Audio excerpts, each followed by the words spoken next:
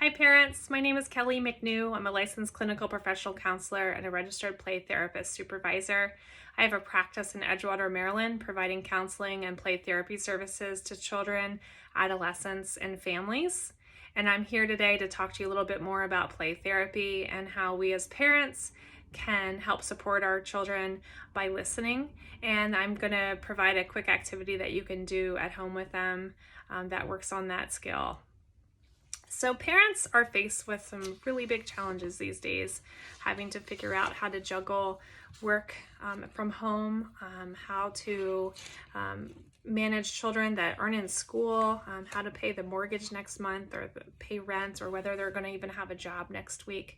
There's a lot of stressors going on due to the pandemic that's happening all around us. And I can't help but think that kids are absorbing all of this anxiety and fear that's in the atmosphere. And I think as a play therapist, I have found that being able to listen to kids and validate their feelings is very, very powerful. It can be proactive in shrinking behavior issues and tantrums and negative kinds of behaviors that you might be seeing in your home. Maybe they've spiked recently, and that's likely as a result of all the stressors going around them and their families and their lives, and not being able to see their friends and having their routines changed. So as parents, sometimes we're very quick to reassure them that everything's going to be okay, that they're going to be healthy, that they'll go back to school and they'll be able to see their friends. Sometimes we do that a little too quickly. We don't allow them an opportunity to be able to express their feelings, to feel that they're heard, to feel that they're important in that way. So this is a quick activity that you can do at home with your children. I am not a YouTube expert, and this is actually my first YouTube video. I'm having to step outside my comfort zone quite a lot to help work with families in a different format. I'm used to being on the floor with them, with kids, young kids that I'm working with, and playing in the sand tray and using puppets and helping facilitate them being able to express their feelings and to solve problems through the power of play, which is their language, and toys are their words. So I'm having to be very creative, and I'm digging into my toolbox of different strategies that I can use virtually. And this is one of them that parents can use at home with their children. So that's why I thought it would be great to share this with everyone out there.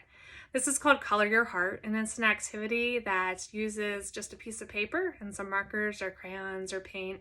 It doesn't need a lot of steps or directions.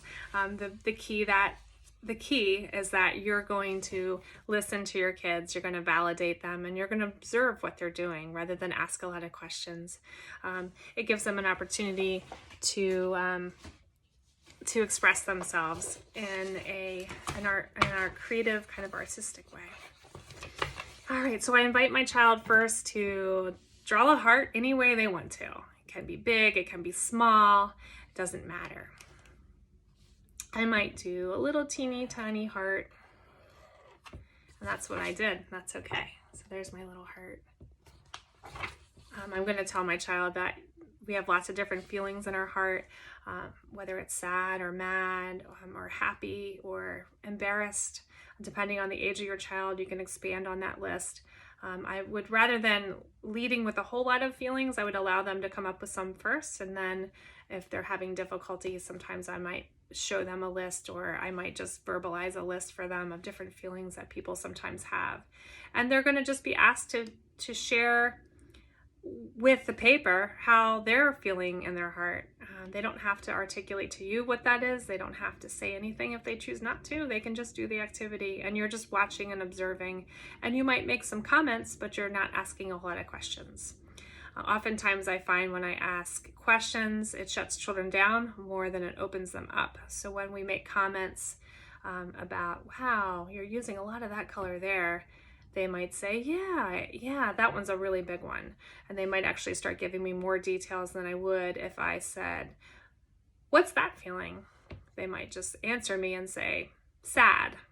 And that's all I would get. So I think if we can just avoid asking questions and make more comments and opening kinds of statements to invite them to share more if they choose to, I find that's a better opportunity to allow them to do that.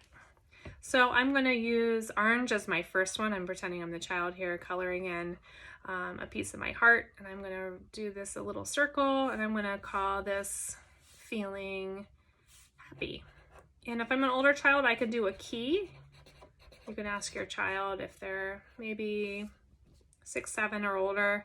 They can make like a little box and fill in the feeling that they're feeling, like this.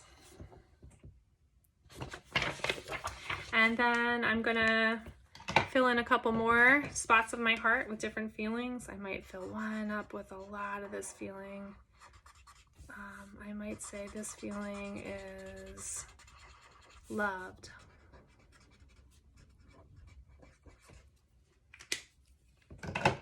And then I might pick blue for my next feeling.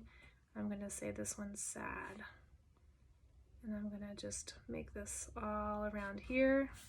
And I'm gonna do sad. And so my heart's gonna look like this. So as a parent, you are observing and you're describing what you're seeing. You're not asking a lot of questions, but you're just letting them know that you see them, you hear them, you understand, and you care. Their feelings are important, and it's important for them to be able to express them in a healthy way without constantly being pushed aside, and reassured that everything's going to be okay. Those feelings need to come out, because often they'll come out in negative ways if we don't allow them to come out in more proactive, healthy ways. It allows children also to use I feel messages.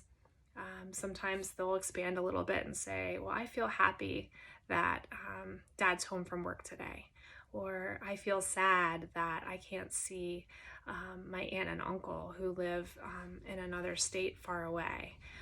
Or they might have nothing to do with the pandemic at all, and you might see a lot of very happy feelings and cheerful feelings rather than sad or feeling worried. And that's all okay too. It just opens the door for more conversations, for more artwork to share between your children and yourself.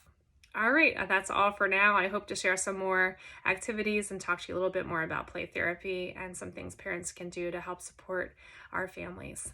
Thanks.